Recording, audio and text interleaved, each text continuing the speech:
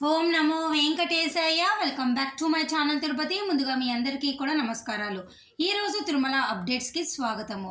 ఈరోజు ముఖ్యం ఏమిటి అంటే టీటీడీ అఫీషియల్ ప్రెస్ రిలీజ్ ద్వారా ఫిబ్రవరి 1 అనగా శనివారం రోజున అంగ ప్రదక్షిణ టోకెన్లు ఎక్స్ట్రా 250 టికెట్లు మీ అందరికీ కూడా ఆన్లైన్లో తిరుపతి అర్బన్ రూరల్ వాళ్ళు బుక్ చేసుకోవచ్చండి.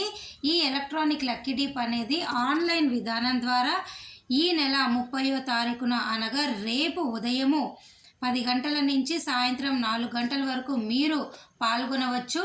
ఇది కేవలము తిరుపతి తిరుమల లోకల్స్ వారికి మాత్రమే, అనగా ఆధార్ కార్డులో తిరుపతి పిన్ కోడ్ ఉండేలా ఉంటుంది. అలాగే చంద్రగిరి, రేణుగుంట వీరికి మాత్రమే ఇది వర్తిస్తుంది. మిగతా ఎవరు కూడా ఈ ఆన్లైన్ అంగ ప్రదక్షిణ టోకెన్ల కోసం మీరు పాల్గొనవద్దు. కేవలము ఆధార్ కార్డులో తిరుపతి తిరుమల ఉన్నవారు మాత్రమే పాల్గొనండి, ఓకేనా? అంటే ఇంకా చుట్టుపక్కల రేణుగుంట, చంద్రగిరి ఈ ప్రాంతం వారు కూడా రావడం జరుగుతుంది. ఈ ఎలక్ట్రానిక్ లక్కీ డిప్లో మీరు రేపు పార్టిసిపేట్ చేశాక సెలెక్ట్ అయితే 500 రూపాయలు పే చేస్తేనే మీకు కన్ఫామ్ అవుతుంది.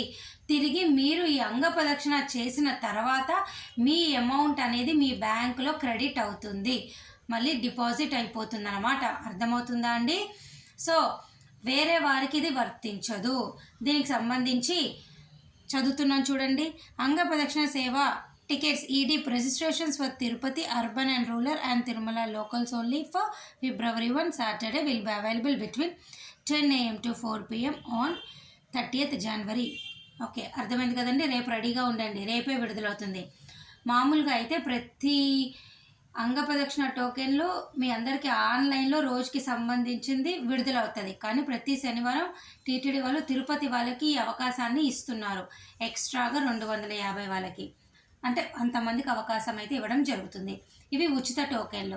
కాకపోతే ఈ విధానం ద్వారా బుక్ చేసుకున్న వారికి మీకు అమౌంట్ తిరిగి పే చేశాక దర్శనం అయ్యాక క్రెడిట్ అవుతుంది. అర్థమైంది కదండి. మీకు ఏమైనా డౌట్ ఉంటే అడగండి.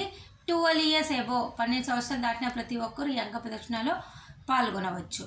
అర్థమైందా? అలాగే ఒకవేళ మీరు సెలెక్ట్ అయ్యారే అనుకోండి, మీ ఇంట్లో 12 సంవత్సరాల లోపల పిల్లలు ఉంటే మీ పిల్లల్ని మీరు ఈ అంగ ప్రదక్షిణకి తీసుకొని వెళ్ళి అంగ ప్రదక్షిణ జరిగిన తర్వాత స్వామివారిని దర్శనం చేసుకోవచ్చు. అర్థమైంది కదండి. మరి నేను ఈ వీడియో ఇక్కడితో సెలవు తీసుకున్నా. ధన్యవాదాలు.